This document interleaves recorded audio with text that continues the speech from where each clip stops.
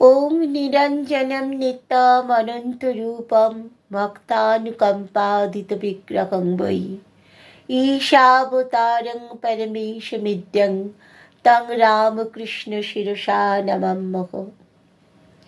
जननीं शारदां देवीं रामकृष्णं जगद्गुरुं पादपद्मे तयोश्रित्वा प्रणमामि मुहुर्मुहुः। ओं नमः श्रीज्योतिराजाय विवेकानंद शूरये सच्चित सुखो स्वरूपाय स्वामी नेतापहारिणे। ঠাকুর মা ও স্বামীজির চরণে আমি আমার আভূমি লুণ্ঠিত প্রণাম নিবেদন করলাম। নমস্কার জানাই প্রাণারাম বাংলা চ্যানেলের সমস্ত দর্শক মণ্ডলীদের এবং প্রাণারাম বাংলা চ্যানেলের প্রতিষ্ঠাতা পবিত্র কুমার সুর মহাশয়কেও আমার নমস্কার রইল। আমরা শ্রীময়ের মিহিজামে ভক্ত সঙ্গে শ্রীম মিহিজামে রয়েছেন সেই কথা পড়ছি। স্বামী নিত্যাত্মানন্দ শ্রীমদর্শনে লিখেছেন, শ্রীমদর্শন যে বইটি সেখানে তিনি লিখেছেন যে মিহিজামে ভক্ত সঙ্গে শ্রীময়ের আলাপ আলোচনা সমস্ত ভক্তদের কাছে ঠাকুর মা এদের কথা বলা এবং তারা কিভাবে ভক্তদের সঙ্গে আচার আচরণ করতেন, কিভাবে ভক্তদের শিক্ষা দিতেন, সেই সমস্ত সম্পর্কে কথা বলে ভক্তদের শ্রীমত তৈরি করার চেষ্টা করছেন। স্বামী নিত্যাত্মানন্দ তার প্রত্যেকটি কথা তিনি লিপিবদ্ধ করে গেছেন। ঠিক যেমন করে কথামৃত রচনা হয়েছে ঠিক সেরকমভাবে শ্রীমদর্শনও রচনা করা হয়েছে। ঠাকুরের কথা বলতে গিয়ে শ্রীমা বলছেন যে দেখো, ভাগ্যিস আমরা তাকে চোখে দেখেছিলাম, তা নয়তো তাকে চোখে না দেখলে কেউ বিশ্বাসই করতো না যে এরকম একজন মানুষ হতে পারে। কারণ তার কোনো গুণের তিনি বশ ছিলেন না, তিনি ছিলেন গুণাতীত। ঠাকুর কোনো জিনিস সঞ্চয় করতে পারতেন না। কারোর কাছে বললেন এই আমার এই ফতুয়াটা ছিঁড়ে গেছে, একটা জামা এনে দিস তো, সে হয়তো 3টে জামা নিয়ে এলো, একটা জামা রেখে দিয়ে বাকি 2টো জামা তাকে ফেরত দিয়ে দিলেন। এবং কাউকে বলতেন এই কাজটা করে দাও, আচ্ছা আমার পাটা একটু ব্যথা করছে, একটু পাটায় হাত বুলিয়ে দাও দেখি। বা কাউকে বলছেন যে একটুখানি হাতটা একটু জ্বালা করছে, একটু হাতটায় হাত বুলিয়ে দাও। এগুলো নিজে দেখে যখন কাউকে কিছু কিনতে বলছেন সে নিজে হেঁটে দেখে কিনে ঠাকুরের জন্য করছি এই যে ভাবটা তার মধ্যে আসবে, তার থেকেই কিন্তু সে ঠাকুরের সেবা করা হচ্ছে। আর বা জামাটা রোদে রাখো, জামাটা একটু রোদ খাইয়ে নাও, অথবা গামছাটা একটু মাসপুকুর থেকে ধুয়ে নিয়ে এসো, এই যে কাজগুলো মাও যেমন করাতেন ভবতারিণীকে দিয়ে, যে যা এইটা কর, ঠাকুরের এই কাজটা কর, ঠাকুরের ওই কাজটা কর। অর্থাৎ ঠাকুরের কাজ তাকে দিয়ে করিয়ে নিয়ে তাকে কিন্তু আস্তে আস্তে তার যে মার্গ বা যে পথ, সেই পথটা থেকে আরও উত্তরণ ঘটাচ্ছেন। তো ঠাকুরও ঠিক তাই, ঠাকুর বুঝতে পারতেন ভক্তদের কিসে মঙ্গল হবে, সেই মঙ্গল করানোর জন্যই তিনি ওই বলতেন একটা জামা কিনে নিয়ে এসো, অথবা একটা কোনো তার একটা যে কোনো একটা হাত বুলিয়ে দাও পায়ে। এই যে এগুলো তিনি বুঝতে পারতেন যে ওরা মনে করবে আমরা তার সেবা করছি, এবং তাতে তাদের পরবর্তীকালে যখন তারা নিজেরা ঘরে বসে থাকবে তখন চিন্তা করবে ঠাকুর আমাকে বলেছিলেন, আমি ঠাকুরের এইভাবে পা দুটোকে হাত বুলিয়ে দিয়েছিলাম। এগুলো চিন্তা করতে করতে কি হবে, কি উদ্দীপন হবে। সেই উদ্দীপনের প্রভাবে ঠাকুরের প্রতি তার মনটা বশ হবে, এবং সেটাই হচ্ছে ঠাকুর বলছেন যে ভক্তদের তিনি এইভাবেই কাজে লাগাতেন যাতে তাদের মঙ্গল হয়। ভক্তরা তখন শ্রীমাকে বলছেন যে আপনিও আমাদের দিয়ে এই সমস্ত ছোটোখাটো কাজগুলো করিয়ে নেবেন যাতে আমরাও মানে ঠিক একই রকমভাবে আপনার কাজও করতে পারি, আপনার একটু ছোট করেও হলেও সেবা করতে পারি। তো তখন শ্রীমা বলছেন, জানো, ঠাকুরের মা ছিলেন খুব সরল। ঠাকুরের মা চন্দ্রমণি দেবী, তিনি তো ভীষণ সরল ছিলেন। তো একবার তার ঠাকুরের ভগ্নির সঙ্গে, ঠাকুরের যে বোন তার সঙ্গে কথা হচ্ছে, সেই ভগ্নির যে ভগ্নিপতি, সে দুদিন বাড়িতে রয়েছে। তো সে কখনোই বাড়িতে থাকতো না।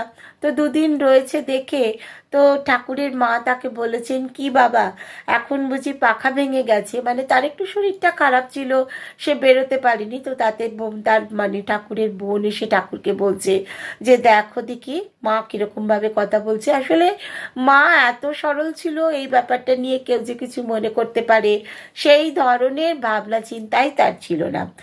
আর তিনি মানে ঠাকুর বলছেন যে, মানে শ্রীমা ঠাকুরের সম্পর্কে বলছেন, ঠাকুর বলছেন যে ভগবান বিভিন্ন রকম রোগ করেছেন, যে তিনি কাউকে করেছেন যে বিভিন্ন ভাবের বিভিন্ন রকমের লোক করেছেন। কেউ ঠাকুরের কাছে এসে বসে থাকতো, চুপ করে ঠাকুরের কথা শুনতো।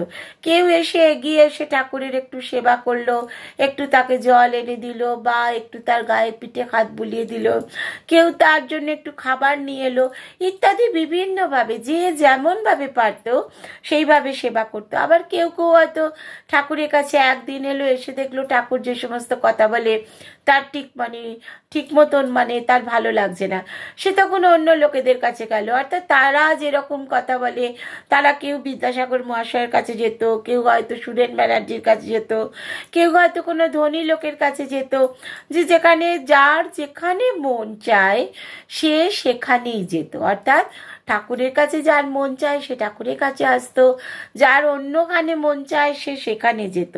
অর্থাৎ যার যেমন ভাব তার তেমনই সমস্ত সঙ্গ হয়। আমি যদি ভাবি যে আমি ঈশ্বরের কথা শুনবো, তাহলে যে ঈশ্বরের কথা বলে তার কাছে আমি যাব। আর আমি যদি ভাবি যে না, আমি একটু ভালো তত্ত্ব কথা শুনবো, হয়তো গীতার ঈশ্বরীয় ভাবের দিকে না বলে তত্ত্বের কথা বলছে, সেগুলো আমার শুনতে ভালো লাগছে, অনেক বেশি ব্যাকরণগত ব্যাখ্যা করছে, সেগুলো শুনতে ভালো লাগছে, এইরকমভাবে যদি কেউ ভাবে তাহলে সে সেটাই শুনতে যাবে। অর্থাৎ যার যেরকম ভাব তার সেরকম লাভও হয়, আর তার সেরকম সঙ্গও নেয়। যেরকম ভাবে রয়েছে সেই রকম সঙ্গের দিকেই সে এগিয়ে যায়। শ্রীমা তখন একজন ব্রহ্মচারীকে বলছেন, বলো তো ভাগবতে এই যে পড়া হচ্ছিল ব্রহ্মচারীর কর্তব্য কি কি, কি কি পড়েছো বলো তো। শ্রীমতে এরকম যখনই পড়া বলতেন বা ক্লাসেও যেভাবে পড়াতেন, যে অনুশীলন সবসময় অনুকীর্তন করা, অনুশীলন করা, যে একটা যে কোনো কথা হলো, যে কোনো একটা জিনিস পড়া হলো, সেটা নিয়ে 5 জনের মধ্যে আলোচনা করা। সেই আলোচনার মাধ্যমে কারোর হয়তো একটা পয়েন্ট মনে আছে, কারোর আর একটা পয়েন্ট মনে আছে, এইভাবে দেখা যাবে পুরো গোটাটাই হয়তো মনে পড়ে গেল। তো শ্রীমাও ঠিক সেইভাবে ভক্তদের যখন সঙ্গ করতেন, ঠিক সেই রকমভাবেই কিন্তু তিনি ভক্তদের সঙ্গও করতেন। তো বলছেন যে দেখো, যে তোমরা যে এতক্ষণ ভাগবতে পড়লে, যে ব্রহ্মচারীর কর্তব্য পড়া হলো, কি কি কর্তব্য আমাকে বলো। তখন একজন বলছেন যে 3টে কর্তব্য করতে হবে। একটা হচ্ছে গুরু সেবা, 2 নম্বর হচ্ছে নিয়ম করা, এবং 3 নম্বর হচ্ছে পাঠ। তো গুরু সেবাটা কি? তখন বলছে হ্যাঁ, গুরু সেবা করতে হবে, গুরু যেরকম ভাবে বলবেন ঠিক সেরকমভাবে তার সেবা করতে হবে। যে গুরু সেবা কিন্তু জানবে বড় কঠিন কাজ, তার যদি কৃপা হয় তবেই কিন্তু এই গুরু সেবা করা চলে। আবার এই গুরু সেবা সেটাও কিন্তু সম্পূর্ণভাবে আমি তার সেবা করছি, তার পরিবর্তে আমি এটা পাবো, এরকমভাবে সেবা করলে হবে না। কীরকমভাবে সেবা করতে হবে? নিষ্কামভাবে সেবা করতে হবে। এবং নিষ্কামভাবে সেবা যদি না করো তাহলে ঠিক উল্টোটা ফল হয়। নিষ্কাম সেবাতে কি হয়? ঈশ্বরে ভক্তি হয়। আস্তে আস্তে ধীরে ধীরে ধীরে ধীরে দেখা যায় যে ওই নিষ্কামভাবে সেবা করাতে তার মনটা আস্তে আস্তে ঈশ্বরের দিকে এগিয়ে যাচ্ছে। গুরু আর ইষ্টে ক্রমে অভেদ জ্ঞান হচ্ছে। একবার তখন শ্রীমা বলছেন বরানগর মঠে একজন লোক, মানে একজন ব্রহ্মচারী ছিল, তো সে কাজকর্ম করতো, খুব ভালো কাজ করতো এবং রান্না বান্না করতো, এমনকি ঠাকুরের বাসন ধুয়ে দিত, সমস্ত কিছু, সমস্ত ধরনের কাজ সে করতো এবং খুব নিষ্ঠা ভরে করতো। তো প্রত্যেকেই ভাবতো যে সে অত্যন্ত নিষ্ঠা ভরে গুরু ইষ্টে একদম অভেদ জ্ঞান করে সে কাজগুলো করছে। তো সেবা করতো, কিন্তু আবার এমন সমস্ত কাজ বইপত্র পড়তো যে বইগুলো অফিসের কাজে লাগে, অর্থাৎ যে কোনো অফিসে ইন্টারভিউ দিতে গেলে যে ধরনের বই লাগে সেই ধরনের বইগুলো পড়তো। এবং সেই বইগুলো পড়তে পড়তে একদিন দেখা গেল যে সে একটা চাকরি পেয়ে গেল এবং চাকরি পাওয়ার পরে সে মঠফট ছেড়ে দিয়ে বাড়ি চলে গেল, গিয়ে বিয়ে থা করলো, করে মাসে 20 টাকা মাইনে হলো এবং তারপরে সে যে ওই পড়াশোনা করেছিল তাতে তার আরও চাকরিতে উন্নতি হলো এবং তারপরে 100 টাকা পর্যন্ত বেতন হলো। তো সেই জন্য সব সময় ঈশ্বরের কাছে প্রার্থনা করতে হবে। কি প্রার্থনা করতে হবে? যে প্রভু তুমি আমাকে ভুলিও না। এই যে আমরা নির্জনে গোপনে প্রার্থনা করব, সেই নির্জনে গোপনে প্রার্থনা কি করতে হবে? যে প্রভু আমাকে কোনো সাংসারিক মায়াতে তুমি ভুলিয়ে দিও না। ওই মাঠে গিয়ে শ্রীমা দেখাচ্ছেন ব্রহ্মচারীকে, ওই যে দূরের মাঠ, জানবে যত বড় মাঠ হবে তত কি হবে, আরো বেশি যে তোমার যে মানে ভেতরে যে মানে বদ যে ভাবগুলো সমস্ত বেরিয়ে যাবে, ভিতরটা একদম পরিষ্কার হয়ে যাবে। ঠাকুর বলতেন না যে জোরে জোরে কীর্তন করবে। জোরে জোরে কীর্তন করলে কি হবে? যে ভিতরে যত বদ ভাব সমস্ত দূর হয়ে গিয়ে ভিতরটা একদম নির্মল পবিত্র হয়ে যাবে। তো সেই দুই বড় মাঠে গিয়ে নির্জনে গোপনে থাকলে তবেই ভালো হয় যে সেই গিয়ে প্রার্থনা করবে। এবং প্রার্থনাটা কি করবে? যে প্রভু আমাকে কোনো কিছু মায়া মোহ ইত্যাদিতে ভুলিও না। এবং পতঞ্জলি ঋষির মতে নিয়ম যেটা নিয়ম বলা হচ্ছে যে সন্তোষ, তপস্যা আর ঈশ্বর প্রণিধান, এই দুটো হচ্ছে যে সন্তোষ অর্থাৎ সব সময় সন্তুষ্ট থাকতে হবে। তপস্যা হচ্ছে সব সময় শ্রীমা বলছেন যে সামান্য রান্না বান্না ইত্যাদির কাজ কম করে দিয়ে সব সময় ঈশ্বরের নাম করো। আর ঈশ্বরের প্রণিধান, ঈশ্বর কোথায়, ঈশ্বরের কথা শুনতে পাওয়া যায়, কোথায় ঈশ্বরের কথা জানতে পারা যায়, সেই সব বই পড়ো, সেই সব মানুষের সঙ্গে মেশো যাতে ঈশ্বরের কাছাকাছি আসতে পারো। তাহলে 3টে যে নিয়ম, 1 নম্বর হচ্ছে গুরু সেবা, 2 নম্বর হচ্ছে নিয়ম এবং 3 নম্বর হচ্ছে পাঠ। তাহলে গুরু সেবা কি আমরা বুঝলাম যে নিষ্কামভাবে গুরু সেবা করতে হবে। এটা আমাদের প্রত্যেকের কিন্তু এটা মনে রাখতে হবে যে গুরু সেবা যখন আমরা করব, ঠাকুর মা স্বামীজির নাম যখন করব, যখন তাদের কাছে আমরা প্রার্থনা করব, তাদের জপ ধ্যান করব তখন কিন্তু ওই মনের মধ্যে বাসনা রেখে এইটা আমাকে করে দাও ঠাকুর, যে অনেক মানুষ দেখে আমি গিয়ে যে ওই ঈশ্বরের কাছে গিয়ে মাথা ঠোকে এইটা করে দাও, ছেলের একটা চাকরি করে দাও বা কিছু ইত্যাদিগুলো কিন্তু মোটেই মানে গুরু সেবা সঠিকভাবে হলো না। সামান্য একটা কথা বলি যে কয়েকদিন আগে মায়ের কথা বলতে গিয়েছিলাম একটা আশ্রমে। সেখানে গিয়ে দেখলাম একজন বয়স্ক মহিলা ভীষণ কাঁদছেন, আমাকে পাঠের পরে জড়িয়ে ধরে খুব কাঁদছেন। সেদিন মায়ের কথা হচ্ছিল, মা কিভাবে সকলকে, মায়ের কাছে তো কোনো ভেদাভেদ ছিল না, মায়ের কাছে সমস্ত মানুষ, সে তার বাড়ির কাজের লোক হোক বা সে তার বাড়িতে মানে ওই মুসলমান কোনো মানুষ এসে তাকে জিনিসপত্র মানে বিক্রি করে যাক বা কেউ এসে মানে মানে একদম গরিব মানুষ এসে কিছু খাবার চাইছে, সবাই হচ্ছে মায়ের কাছে সমান। এমনকি আমজাদ যে থালাটাই খেত, কোনো ভক্ত গেলেও কিন্তু সেই থালাটাই খেত, যে আলাদা আলাদা কিছু ছিল না। তো সেখানে দেখছি যে সেই মানে সেই কথা বলার পরে মানে আমারও ভিতরটা ভীষণ মানে দ্রব হয়ে গিয়েছিল, ভীষণভাবে আপ্লুত হয়ে গিয়েছিলাম। এবং অনেকেই মানে সেখানে দেখা গেল যে খুব ভালো তাদের মনের মধ্যে একটা ভাব এসেছে। একজন বয়স্ক মহিলা, তো সে আমাকে জড়িয়ে ধরে কাঁদতে আরম্ভ করলেন। আমি ভাবছি এত কাঁদছেন কেন এত বয়স্ক মহিলা, হয়তো ভাবছেন কিছু, যে ঈশ্বর চিন্তা ঠিকঠাক হচ্ছে না। তো তিনি তখন বলছেন, আমাকে আশীর্বাদ করো মা, যেন আমার নাতনিটার সিএ পাশ করে যায়। তো আমার তখন খুব মানে একটা যেন কেমন হলো, যে মানে এত বয়স্ক মহিলা এই কথা বলছেন, যে এত কথা আমরা যে বলছি, যে মানে ঈশ্বরের কাছে যখন আমরা প্রার্থনা করব, সেই প্রার্থনা সম্পূর্ণভাবে একদম নিষ্কাম হবে, কোনো কামনা থাকবে না। তো আমাকে এটা বলার তো আমার নিজের খুব খারাপ লাগছিল, যে আমাকে এটা বলে আমি তো অতটা যোগ্য নই যে এই কথাটা তাকে আমি বলে দেবো। তখন আমি বললাম, এখানে ঠাকুরমা স্বামীজি রয়েছেন, ওনাদের কাছে আপনার প্রার্থনা জানান, ওনারা নিশ্চয়ই আপনার প্রার্থনা পূরণ করবে।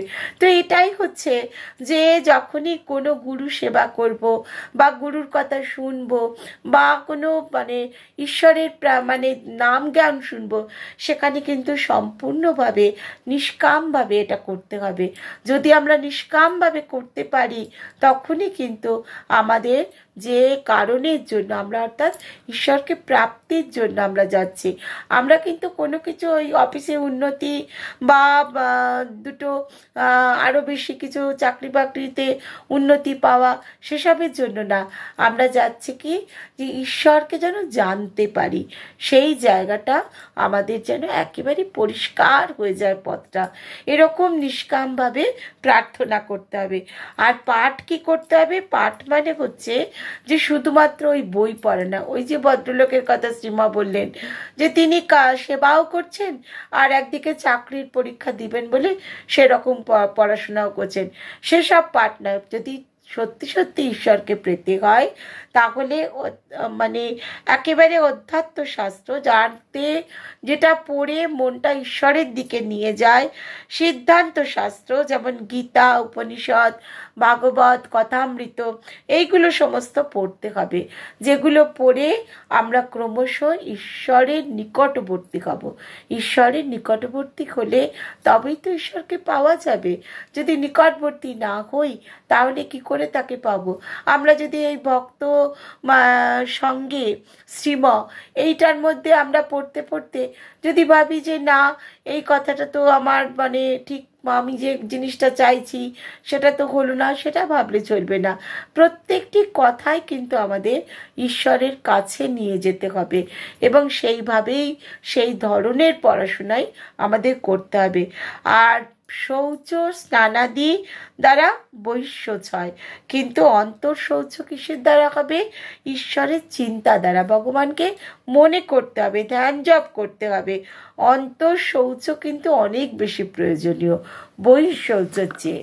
শ্রীমান বলছেন, দেখো যে তোমার ভিতরটা যদি পরিষ্কার না থাকে, ভিতরে যদি কুট কচালি ইত্যাদি থাকে, তাহলে কিন্তু তোমার মানে অন্তর শৌচ হলো না। যখনই কারোর সঙ্গে আমরা মানে ঈশ্বর নিয়ে কোনো কথা বলবো, তখন কিন্তু ভিতরটা আমার সেই কথারই পুনরাবৃত্তি ভিতরের মধ্যে হতে হবে।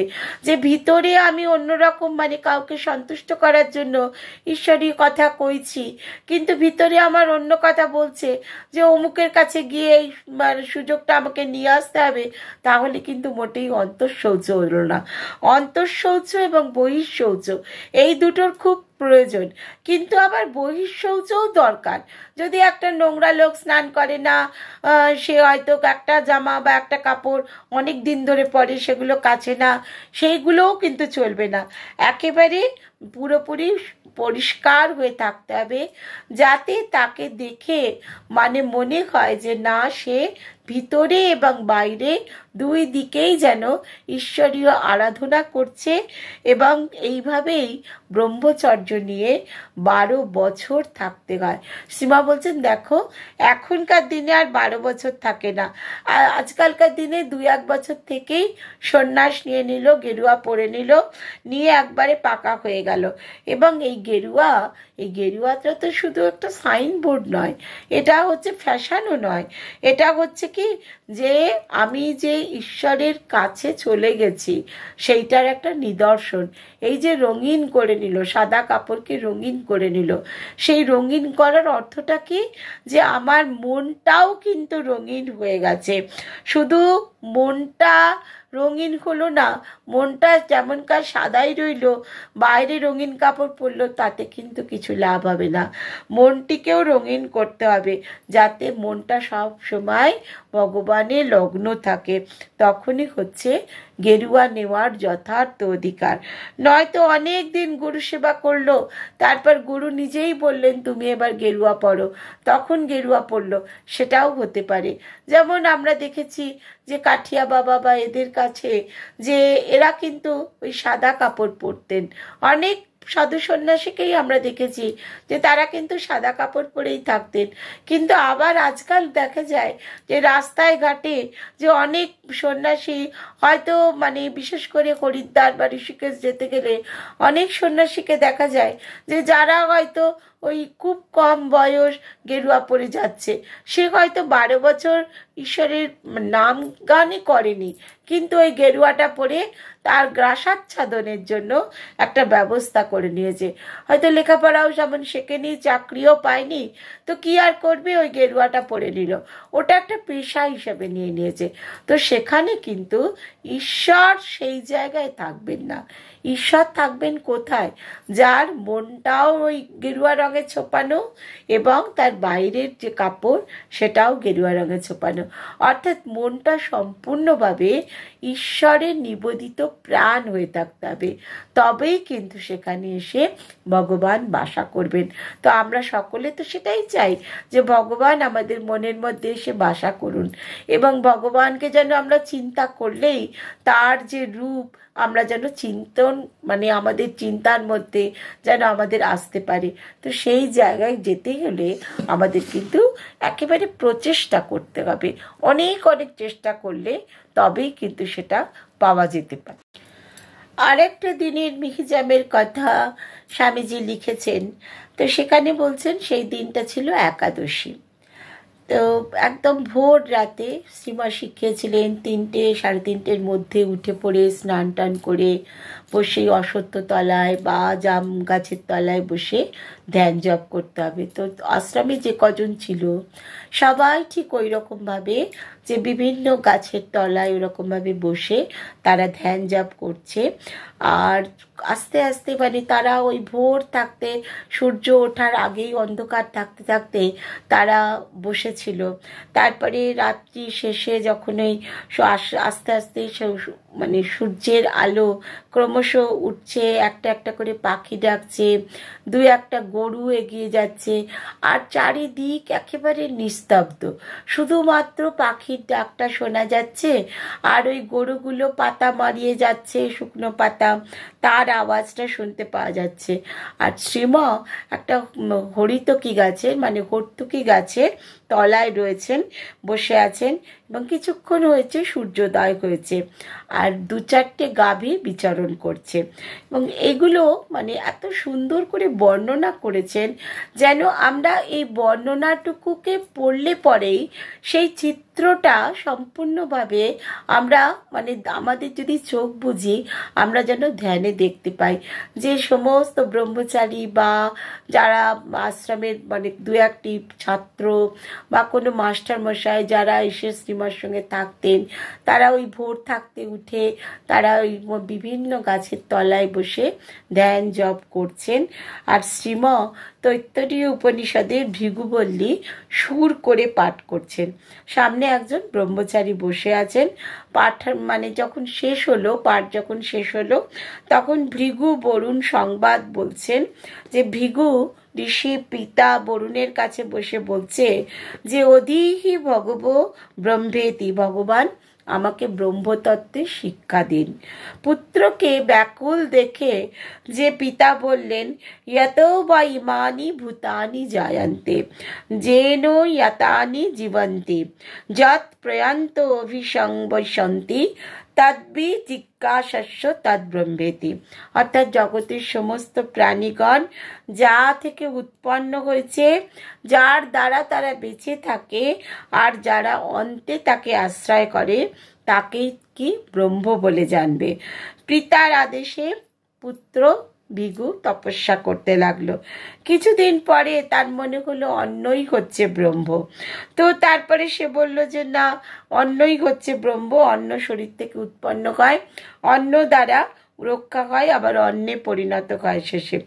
বরুণ বললেন যে না, বরুণের কাছে এসে যখন বলল পিতা অন্নই হচ্ছে ব্রহ্ম, বরুণ বললেন না, হয়নি তোমার, আরও তপস্যা করো, তারপরে জানতে পারবে। আর দেখো, তপস্যাই হচ্ছে ব্রহ্ম। এইভাবে পরপর 3বার বাবার কাছে এলেন। কখনো বলছেন প্রাণ ব্রহ্ম, কখনো বলছেন মন ব্রহ্ম, কখনো বলছেন বুদ্ধি ব্রহ্ম। পিতার ওই এক কথা, আরও তপস্যা করো, আরও তপস্যা করো, তবে জানতে পারবে। অবশেষে যখন আনন্দরূপ ব্রহ্মজ্ঞান হলো, তখন কিন্তু আর ভৃগু আর বাবার কাছে গিয়ে জিজ্ঞাসা করছেন না। তিনি বুঝতেই পেরে গেছেন যে ব্রহ্ম কি। তখন তার সমস্ত বস্তুতে ব্রহ্ম দর্শন হচ্ছে এবং সর্বভূতে সর্ববস্তুতে ব্রহ্ম দর্শন করে তিনি তখন সেই আনন্দে চিৎকার করে উচ্চৈস্বরে ব্রহ্ম গুণগান করতে লাগলেন। শ্রীমা বলছেন যে দেখো, তাকে দর্শন করলে মনের যত সংশয় সব চলে যায়। ছিদ্দান্তে সর্ব সংশয়া।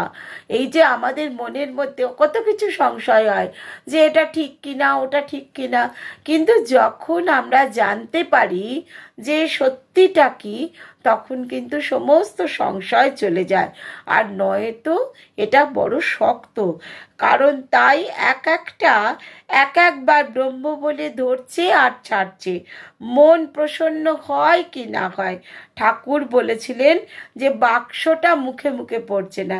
যা ঠাকুরের উদাহরণ তো কোনো রকম তার মতন এত সহজ উদাহরণ আর কোথাও পাওয়া যাবে না।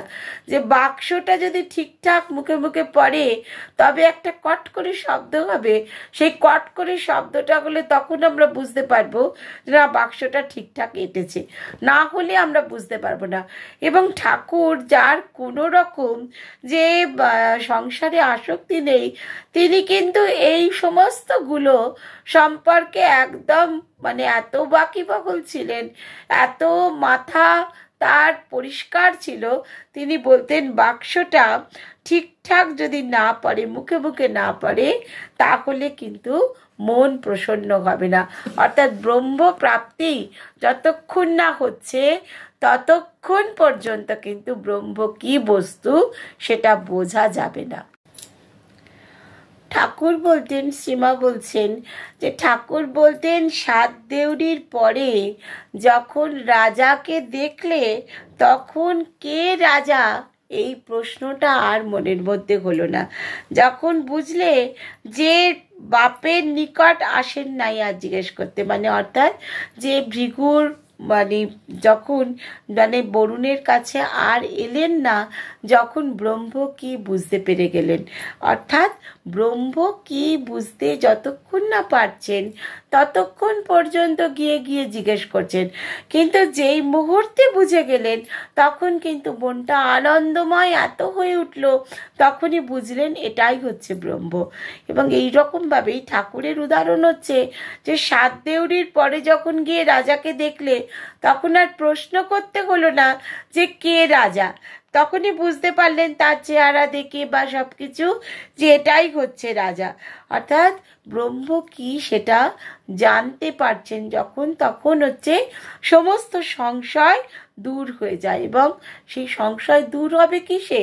আমাদের মতন সাধারণ মানুষের সংশয় দূর হবে তপস্যার দ্বারা। অর্থাৎ ধ্যান জপ, তাকে মনন করতে হবে, তাকে সবসময় চিন্তন করতে হবে। তবে আমাদের মনের মধ্যে থেকে যত ওই যে রোঁয়াগুলো সমস্ত দূর হয়ে যাবে। যে পাটের ফেঁসোর মধ্যে যদি একটা ওই ফেঁসো থাকে, তাহলে কিন্তু সেটা দিয়ে কাজ হবে না। তাহলে সেরকমভাবে সমস্ত ফেঁসোগুলো দূর করে দিতে হবে, তবেই কিন্তু আমরা তাকে জানতে পারবো। এবং এটা হচ্ছে কিভাবে? ইন্দ্রিয় সংযমের মধ্যে সম দম তিতিক্ষা এই সমস্ত গুণগুলো আসবে। ইন্দ্রিয় সংযম, মনের একাগ্রতা, এগুলো যদি হয়, তবেই চিত্ত শুদ্ধ হবে। তা নয়তো কিন্তু কোনোভাবেই আমরা ওই তপস্যা করাটাই আমাদের পক্ষে সম্ভব হবে না। কারণ যদি জল ঘোলা থাকে তার মধ্যে কোনো ছায়া পড়ে না, কিন্তু যদি পরিষ্কার স্বচ্ছ জল হয় তার মধ্যে একদম সুন্দর ছায়া পড়বে।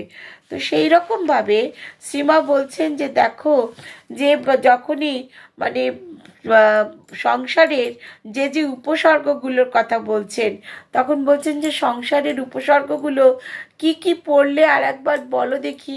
তখন সে পাঠক যে পড়ছিল সে বলছে যে সুখ, দুঃখ, রাগ, দেশ, ভয়, অভিমান, প্রমাদ, উন্মাদ, শোক, মোহ, লোভ, মাৎসর্য, ঈর্ষা, অপমান, ক্ষুধা, পিপাসা, মানসিক পীড়া, শারীরিক ব্যাধি, জন্ম, জরা, মরণ ইত্যাদি। তো এগুলো সমস্ত হচ্ছে কি আমাদের প্রতিদিনকার যে অভ্যাস, প্রতিদিনের আমাদের যে জীবনের আমাদের মধ্যে এইগুলো সমস্ত আমাদের কখনো খুব আনন্দ হচ্ছে, কখনো দুঃখ হচ্ছে, কখনো রাগ হচ্ছে কারোর ওপরে, কখনো কারোর ওপরে হিংসা হচ্ছে, কারোর জন্য ভয় হচ্ছে, কারোর জন্য অভিমান হচ্ছে, কারোর জন্য আমরা খুব আনন্দ পাচ্ছি, কারোর ওপরে খুব মোহ হচ্ছে।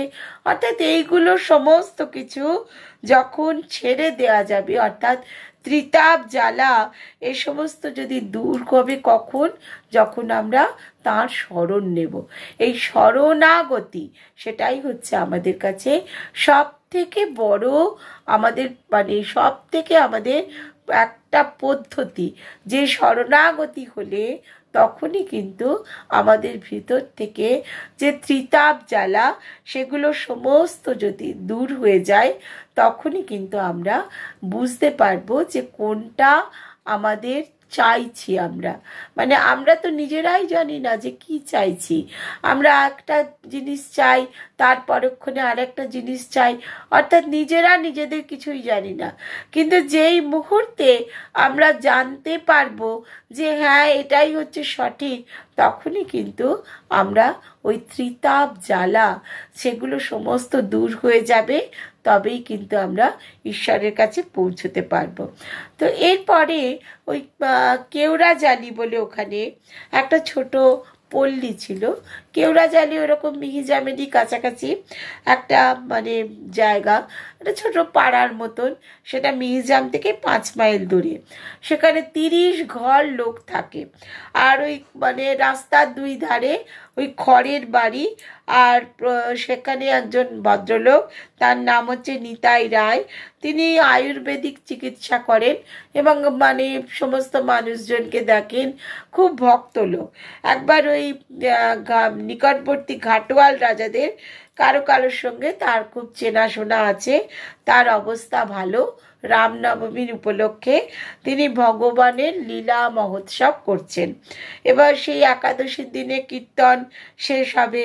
শ্রীমাকে বলেছেন যে আপনি একটু আসবেন, কারণ সবাই আপনাকে দর্শন করতে চায় এবং আপনার কথা শুনতে চায়। তো সেরকমভাবে শ্রীমার কাছে বারবার অনুরোধ করে গেছেন যে শ্রীমা যেন যান। তো শ্রীমা একবার ওই রায়মশাইকে দিয়ে তার নাড়ি পরীক্ষা করিয়েছিলেন। রায়মশাই কবিরাজ, তো তিনি নাড়ি পরীক্ষা করে শ্রীমাকে বলেছিলেন যে আপনার নাড়ি পরীক্ষা করে আমি এক অদ্ভুত জিনিস পাচ্ছি। তো তখন জিজ্ঞাসা করেছিলেন যে কি জিনিস পাচ্ছেন? বলছে আপনার নাড়িতে, নাড়ি পরীক্ষা হচ্ছে আশ্চর্য আপনার নাড়ি।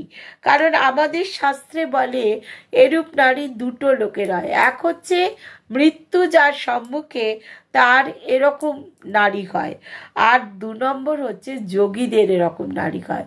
তো শ্রীমার ক্ষেত্রে এটা হচ্ছে ওই দ্বিতীয়টা, যোগীদের মতন। তো সেই জন্য শ্রীমাকে তিনি অত্যন্ত শ্রদ্ধা করতেন, খুব মানে ভক্তি করতেন এবং শ্রীমাকে বলেছিলেন যে আপনি দয়া করে মানে অনেক অনুরোধ করে গিয়েছিলেন। তো শ্রীমা তো তার কথা শুনে খুব মানে হেসেছিলেন। তারপর রায়মশাই সেই সময় থেকেই অত্যন্ত শ্রদ্ধার চোখে শ্রীমাকে দেখতেন। তো ওই বিকেলবেলায় রায়মশাই বলে গেছেন, যেহেতু বিকেলবেলায় শ্রীমা ওই ছোট অমূল্যকে নিয়ে সঙ্গে জগবন্ধু আর গদাধর। গদাধর হচ্ছে একটি ওড়িয়া ছেলে, সে সবে এসছে আশ্রমে। তো এই তিনজনকে নিয়ে একটা রিক্সা করে ওই মানে রায়মশাইয়ের বাড়ির দিকে তিনি রওনা দিলেন এবং গিয়ে দেখলেন যে সমস্ত মাটির মূর্তি, কিন্তু খুব সুন্দর রাম সীতার মূর্তি, তার সঙ্গে লক্ষ্মণ ছাতা ধরে রয়েছেন, ভরত হাওয়া করছেন, আর শত্রুঘ্ন চামর দোলাচ্ছেন, তারপরে হনুমান, জাম্ববান, এরা সব হচ্ছে বিভীষণ, এরা সবাই একদম করজোড়ে মানে রামচন্দ্রের পায়ের তলায় বসে আছে। খুব সুন্দর মূর্তি একবারে সবের মধ্যে। তারপরে ঘরের ভেতরে গিয়ে দেখলেন যে গোপালের মূর্তি, বেদির ওপরে গোপালের মূর্তি, সেখানে প্রত্যেক দিন গোপালের নিত্য পূজা হয়। তারপরে একদিকে রয়েছে, আর একটা বেদিতে রয়েছে গৌর নিতাই, রাধাকৃষ্ণ বিগ্রহ আর আমাদের ঠাকুরের একটি পট। সেখানে এই সমস্তগুলো দেখে শ্রীময়ের খুব ভিতরটা একদম উদ্বেলিত হয়ে উঠল, খুব আনন্দ পেলেন তিনি। তারপরে সেখানে দেখলেন যে এই বেদির সামনে একটা বিরাট মণ্ডপ তৈরি হয়েছে, সেই মণ্ডপে 8টা কীর্তনের দল এসে ওই তারা গান গাইছে, হরে কৃষ্ণ কৃষ্ণ কৃষ্ণ হরে হরে, হরে রাম রাম রাম হরে হরে, অর্থাৎ 16 নাম 32 অক্ষর। এই একদম সবাই খুব আনন্দের সঙ্গে গাইছে। আর শ্রীমা অবাক হয়ে দেখলেন যে যারা মানে ভক্ত তারা দূর দূর থেকে এসছেন, কেউ হয়তো রেলে এসেছেন, কেউ হয়তো হেঁটে এসেছেন, কেউ বা হয়তো গরুর গাড়ি করে এসছেন, আর সব হচ্ছেন গ্রামের কৃষক ভক্ত। তারা যে একটা গায়ে একটা চাদর জড়িয়ে আসতে হয় বা জামা পরে আসতে হয় সেসবও জানে না, একদম নিতান্ত চাষা সমস্ত গরিব মানুষ। কেউ শুধু ধুতির ওপর খালি গায়ে চলে এসেছে, কিন্তু তারা ওই যে নাম শুনছে, সেই নাম একদম তারা মানে ভীষণভাবেই অন্তর থেকে যেন শুনছে। কেউ যেন ওই জায়গায় যেহেতু নাম হচ্ছে, অত সবাই হরিবোল হরিবোল দিচ্ছে, তারপরে ওই ধুলো নিয়ে কেউ গায়ে মাখছে, কেউ মাথায় দিচ্ছে, কেউ ওই গলাগড়ি খাচ্ছে ইত্যাদি বিভিন্ন রকম দেখে শ্রীমা তখন ভাবছেন যে কলকাতায় শহরের লোকেরা তাদের অন্তরে এক বাহিরে এক, আর এখানে এই গ্রামের মানুষদের তাদের কিন্তু ভিতরটা একেবারে ওই বাইরেটাও যা দেখছে ভেতরটাও ঠিক তাই। মানে খুব মানে ভীষণভাবেই আনন্দ পেলেন তিনি দেখে। তিনি তখন ঠাকুরের একটা কথা মনে করছেন যে ঈশ্বর কোথায় আসবেন, বলছে প্রতিমা সুন্দর হবে, 2 হচ্ছে কর্তা ভক্তিমান হবে, আর 3 হচ্ছে পূজারী সে শ্রদ্ধালু হবে। এই 3টে যদি এক হয়, অর্থাৎ প্রতিমা সুন্দর, কর্তা হচ্ছে ভক্তিমান, এবং যিনি পুজো করছেন তিনি যদি শ্রদ্ধালু হন, তবে সেখানে ঈশ্বরের আবির্ভাব অবশ্যই হবে। এবং দেখলেন যে সেখানে সমস্তটাই হচ্ছে অনুকূল। সুতরাং ওখানে মানে ঈশ্বর যে আসবেন সে সম্পর্কে শ্রীময়ের আর কোনো মানে সংশয় রইল না। পূজারী হচ্ছেন একজন মানে উৎকলবাসী, অর্থাৎ উড়িষ্যা দেশ থেকে এসেছেন, সমস্ত কিছু সুন্দর লাগছে, তিনি একটি টাকা দিয়ে সেখানে প্রণাম। তারপর রায়মশাই তার ওই 8 ঘন্টা শ্রীমা কীর্তনের আসরে বসলেন, তারপর উঠলেন। রায়মশাই তার বাড়ি ঘর সমস্ত কিছু দেখালেন তাকে, তার বাড়ি ঘর, খামার, গরুর যেখানে মানে গরু থাকে, বৈঠকখানা, সমস্ত কিছু দেখালেন। তারপর পুরো বড় মাঠ জুড়ে যে উৎসবের মেলা বসেছে, বহু দোকানপত্র দিয়েছে, ছোট বাচ্চারা জিলিপি কিনে খাচ্ছে মিষ্টির দোকান থেকে, এই সমস্ত দেখে শ্রীময়ের খুব আনন্দ হলো। তিনি আসলে এইগুলো সমস্ত যে উৎসবে মানুষ যে এত আনন্দ পাচ্ছে, এত আনন্দ করছে, এগুলো দেখে তার একদম ভীষণ মনে হচ্ছে প্রতি মুহূর্তে যেন উদ্দীপন হচ্ছে। তারপর তিনি ওই রিক্সাতে করে ফিরতে লাগলেন এবং কিছুটা দূরে গ্রামের উত্তর পশ্চিম কোণে একটা মানে বড় একটা পুকুর দেখলেন। সেই পুকুরের চারিদিকে হচ্ছে খেজুর গাছ। তখন সেটা দেখে মানে নেমে রিক্সা থেকে নেমে পড়লেন, পড়ে অমূল্যর হাত ধরে সেই জায়গাটায় গেলেন, গিয়ে দেখলেন যে ওই তাল গাছ, খেজুর গাছ ইত্যাদি। তখন বলছেন এটা দেখে আমার মনে হচ্ছে এই যে পুকুরের চারদিকে এত তাল গাছ দেখে মনে হচ্ছে আমার জয়রামবাটির যেন গ্রামে গিয়েছি। তারপরে আর একটা মানে পুকুরে মাটির সিঁড়ি দেখে, গ্রামের ঘরের দোচালা দেখে ঠাকুর বলছেন যেটা ঠাকুরের কামার পুকুরের কথা মনে করছে। জয়রামবাটি শ্রী শ্রী মায়ের এবং কামার পুকুর হচ্ছে ঠাকুরের জন্মস্থান। তো রিক্সা ওই মাঠের মধ্যে দিয়ে চলছে, দুজন বাহক, রিক্সা কিন্তু ওই সাইকেল রিক্সা নয়, দুজন বাহক রিক্সা টেনে নিয়ে যাচ্ছে, যেটা আমরা কলকাতায় একটু মানে কিছু আগের দিনে দেখতাম।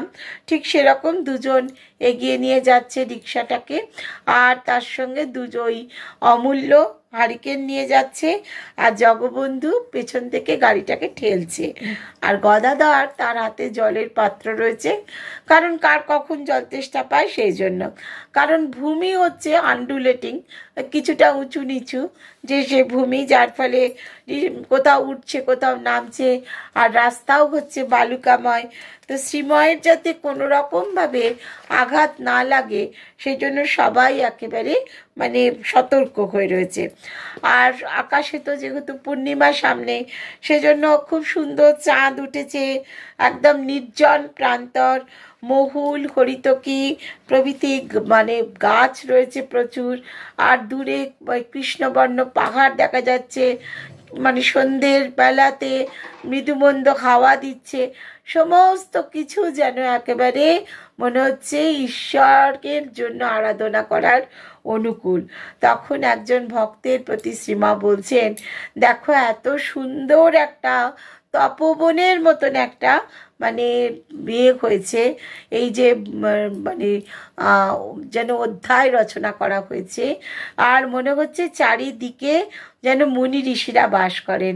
কর্ণমুনির আশ্রমের চমৎকার চিত্রটি কালিদাস যে দিয়েছেন, যে কোটরস্থিত সুখ পাখির মুখনিসৃত নিবিড় কণা বৃক্ষের পাদদেশে ইতস্তত বিক্ষিপ্ত রয়েছে, কোথাও রয়েছে ইহঙ্গি ফল ভঙ্গের চিহ্ন, প্রস্তর ওপরে মানে অঙ্কিত রয়েছে, পাথরের ওপরে অঙ্কিত রয়েছে, কোথাও হরিণ হরিণী এরা সবাই ছুটে যাচ্ছে, কিন্তু রথ যাচ্ছে তাতে তাদের কোনো ভয় নেই, কারণ তারা সেখানে একেবারে তারা একদম নির্ভয় হয়ে রয়েছে। কোথাও মুনিগণের সিক্ত বলকল জলধারা জলাশয়ের পথ সূচিত করছে ইত্যাদি যে চিত্র দেখছেন। এবং একটা সাঁওতাল পল্লীর মধ্যে দিয়ে গাড়ি তখন যাচ্ছে, ছেলেরা বলছে তাকে দেখে, শ্রীমাকে দেখে সেলাম বাবুজি, আর বয়স্করা বলছে দণ্ডবত বাবুজি বলে শ্রীমাকে তারা অভ্যর্থনা করছে।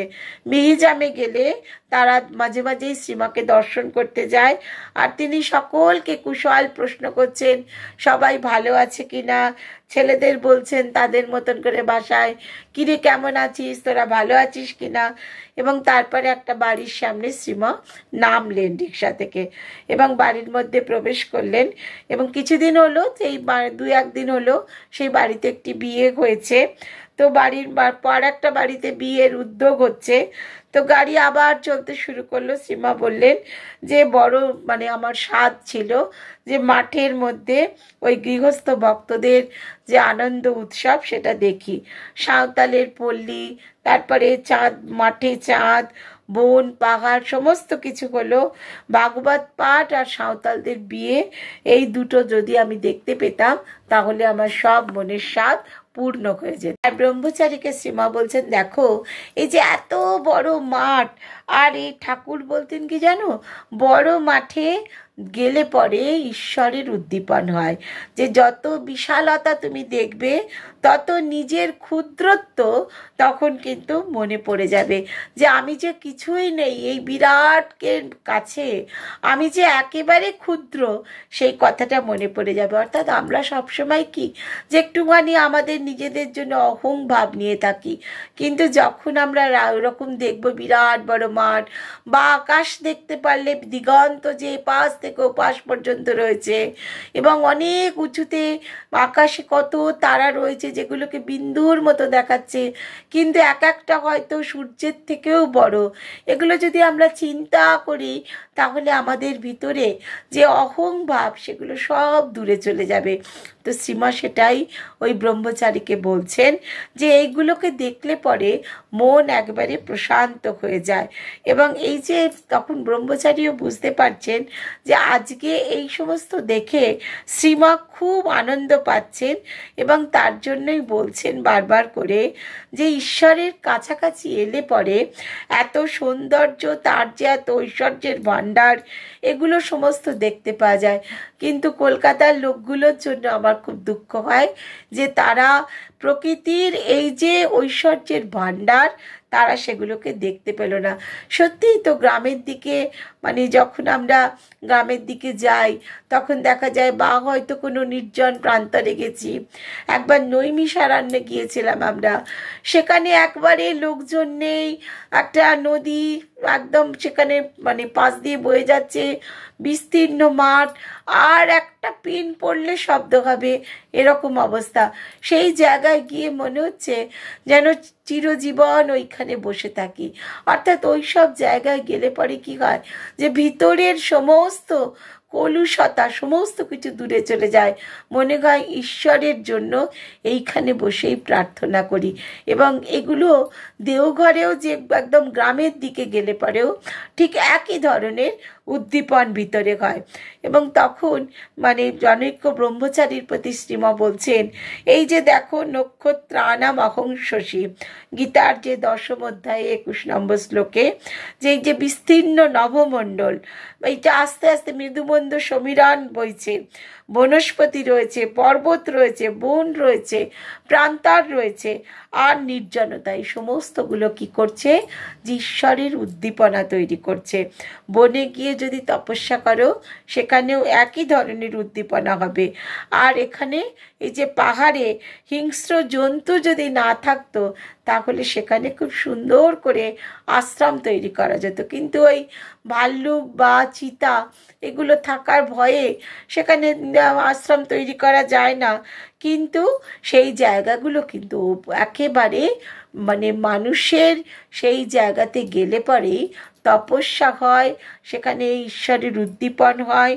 এবং এই যে ব্রহ্মচারী তখন বলছে যে হ্যাঁ, এই রকম একটা পরিবেশেই কিন্তু তপস্যা বেশ হয়। শ্রীমা বলছেন বুদ্ধদেব তপস্যা করেছিলেন এইরকম একটা জায়গায়, অশ্বত্থ তলে বসে কঠোর তপস্যা করেছিলেন, প্রতিদিন একটি করে মাত্র তিল খেতেন। এবং তখন বলছেন তোমার কি বুদ্ধচরিতের কিছু অংশ মুখস্থ আছে? তো তারপরে শ্রীমাও 2-1টি শ্লোক মানে আবৃত্তি করতে লাগলেন। আর তাতে সেই আবৃত্তির যে অর্থ কি, যে এই আসনে আমার শরীর শুষ্ক হয়ে যাক, যে বুদ্ধদেব যে আসনে বসে আছেন একটি মাত্র করে তিল তিনি দিনে সেবন করতেন, এবং সেখানে তিনি মানে বলছেন ঈশ্বরকে মানে প্রার্থনা করে বলছেন আমার শরীর এই আসনে বসে শুষ্ক হয়ে যাক, আমার অস্থি চর্ম মাংস সমস্ত বিনষ্ট হয়ে যাক, তথাপি বহু কল্প দুর্লভ বুদ্ধত্ব লাভ না করে আমি এই আসন কখনো পরিত্যাগ করব না। অর্থাৎ তপস্যাই আমার জীবন, তপস্যাতেই আমার প্রাণ গেলে চলে যাবে, কিন্তু আমি এই আসন থেকে যতক্ষণ না পর্যন্ত বুদ্ধত্ব আমার প্রাপ্তি হচ্ছে ততক্ষণ আমি এই আসনে বসেই ঈশ্বরের আরাধনা করে যাব। শ্রীমা বলছেন দেখো, হিমালয় হচ্ছে দেবতাত্মা, স্থাবরানাং হিমালয়া, ওই 10ম অধ্যায়ে বলছেন শ্রীকৃষ্ণ। ঠাকুর জিজ্ঞাসা করেছিলেন যে হিমালয় দেখে উদ্দীপন হয়েছিল তো? যখন হিমালয় দেখেছিলেন শ্রীমা তখন বলেছিলেন যে তুমি যে হিমালয় দেখলে তাতে তোমার উদ্দীপন হয়েছিল তো? কারণ মহাদেব হিমালয়ে বসে ধ্যান করেছেন, সেই কথাটা মনে করতে হবে। এবং সেইটা হচ্ছে সেই দৃশ্য চোখের মধ্যে ভিতরের মধ্যে অন্তর্মুখী সেই দৃশ্য কল্পনা করতে হবে। এইভাবে রাস্তায় দিয়ে তারা কথা বলতে বলতে যাচ্ছেন, দেখলেন দুটো বিষধর সাপ পাশ দিয়ে চলে গেল। তো তারপরে তখন শ্রীমা দেখে হাসলেন। তারপরে দেখছেন যে এই মানে সমস্ত মানুষজন আস্তে আস্তে তারা যে যার ঘরে চলে যাচ্ছে। ওই মানে সাপগুলো মানুষের পায়ের শব্দ পেয়ে তারা যে যার নিজের মতন জায়গায় চলে গেল। অর্থাৎ কোনো কেউ কারোর প্রতি কোনো হিংসা নেই। তো শ্রীমা তখন ওই কুমার সম্ভব থেকে মানে করছেন, আবৃত্তি করছেন যে ব্যাঘ্র চর্ম পরে গঙ্গা তীরে দেবদারু বনে শিব ধ্যানমগ্ন রয়েছেন। ওই স্থান মৃগনাভির গন্ধে সুবাসিত হয়ে রয়েছে, আর কিন্নরগণের সঙ্গীত সুকণ্ঠ সঙ্গীতে ঝঙ্কৃত হয়ে রয়েছে। শিবের যে গণরা তারা মাথায় ফুলের মালা বেঁধে সুকোমল ভূর্য গাছের ছাল পরে গায়ে বিভূতি মেখে ওই পাথরের ওপরে বসে আছে। নন্দী বাঁ হাতে একটা সোনার বেত নিয়ে সমস্ত প্রকৃতিকে যেন শাসন করছেন, যাতে শিবের ধ্যানের কোনো বিঘ্ন না হয়।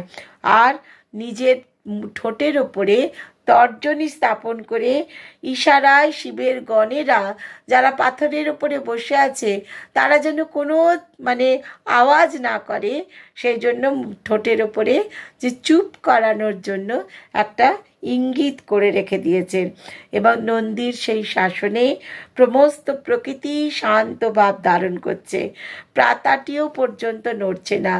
আর শিব ঠাকুর অর্ধ নিমিলিত নেত্রে সমাধিমগ্ন হয়ে অন্তরে আত্মদর্শন করছেন। এবং এই যে চিত্রটা, শ্রীমা বলছেন যে যখন এই চিত্রটার কথা পড়া হবে, চিত্রটা চোখ বুজে মানে মনে করবে। এই চিত্রটিতে কিন্তু বেশ উদ্দীপন হয়। ব্রহ্মচারী বলছেন, হ্যাঁ, স্বয়ং শিব তপস্যা করছেন, তো সেই জন্য এই মানে উদ্দীপন অবশ্যই হবে। তখন ব্রহ্মচারী জিজ্ঞাসা করছেন, শিবের আবার তপস্যা করার কি প্রয়োজন? তখন শ্রীমা বলছেন, এটা লোকশিক্ষার জন্য। অবতার ঠাকুর তিনিও তপস্যা করেছেন, তিনি সমস্ত রকমভাবে তপস্যা করেছেন। বুদ্ধদেব তপস্যা করেছেন, চৈতন্যদেব তপস্যা করেছেন, ক্রাইস্ট তপস্যা করেছেন। সবাইকে করতে হয়েছে, কারণ কি? লোক শিক্ষা দেবার জন্য। আর এই লোক শিক্ষা দেবার জন্যই সমস্ত মানে অবতারেরা, তারা মানুষকে শেখানোর জন্য, মানুষের ভালো করার জন্য তারা এই তপস্যা করেছেন। আর তার চারদিকে এত সুন্দর চাঁদের আলো, সমস্ত কিছু দেখে সবাই একেবারে পুরো বিগলিত হয়ে গেছে। সবাই মনে হচ্ছে যেন শ্রীমা যখন এই কুমার সম্ভব থেকে তিনি মানে কথা বলছেন এবং মানে সেগুলো আবৃত্তি করছেন, তখন সবাই মনে হচ্ছে যেন ওই জায়গাতেই মানে উপস্থিত হয়ে গেছেন। তো রাত 10টার সময় তারা ফিরলেন। তো শ্রীমা ফিরে ওই জম্বুতল বেদিকার ওপর তিনি উপবেশন করলেন এবং এতক্ষণ ধরে তার শ্রমের বাঁধ ভাঙল। খুব ক্লান্তভাবে বলছেন, প্রকৃতি এখন বিশ্রাম চাইছে। বলছেন, এতদিন যা দেখেছ শুনেছ এক স্থানে বসে কেবল রোমন্থন করো। আর ঠাকুর যা দেখিয়েছেন শুনিয়েছেন সেটা তো আর কোথাও পাবো না।